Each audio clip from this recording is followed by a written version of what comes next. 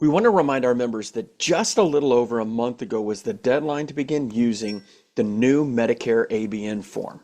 And it is important to know that ABN form is only good for Medicare Part B. You should not, in fact, you cannot use the ABN form, the official CMS ABN form, for Medicare Advantage plans. If you have a Medicare Advantage plan patient and you are a participating provider with that Medicare Advantage plan, you've got to find out what they require. They may have their own specific advance notice requirement for covered services that you believe are not going to be reimbursable. And so that's important. Contact each one of the individuals. They have their own forms. And then on the other side of this is that new ABN form. Make sure that you're using the new ABN form. It's imperative to make that change. I'll include a link down below both to the new ABN form as well as an article that we put out several months ago, just giving you that heads up and that warning that it was out. So that is the first thing. Make sure you make that change. The second thing is remember when you use an ABN form, if you're using it on every visit, Medicare says that form is unduly alarming the patient and is no longer valid, which basically means it's like you never got it signed to begin with. And so you want to use, one, the right form. You've got to have the right form. Two, use it at the right time. So when is that right time?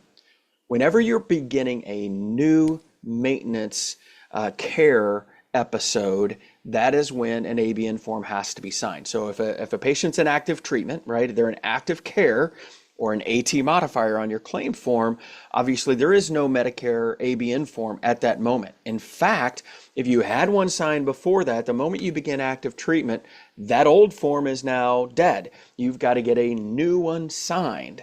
And so if you start a new episode of maintenance care, so you don't get it when you're doing the active treatment, only when you switch back to maintenance care after active treatment. So that's the first key. Now, the other is it's only good for 12 months. So you either need to have this perfect system that reminds you to get an updated ABN form that's already 12 months old, or there's an alternative. And the alternative is this. Anytime somebody is moving from active treatment to maintenance, you get an ABN form signed immediately. The second time that you would have them sign it is the first visit for all of your maintenance care patients of a calendar year.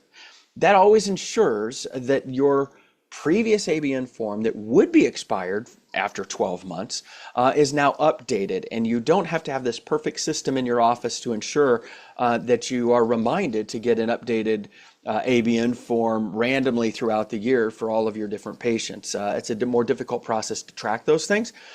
So if you just have a policy in place in your practice where new episode of maintenance care, you get an ABN form signed, and for your maintenance patients only, and that's super important, for your maintenance patients only at the beginning of the calendar year, you have them sign a new ABN form.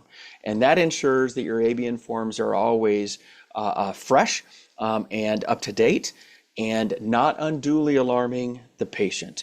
Check out the links that are down below. It'll give you access to that ABN form as well as an article that covers it.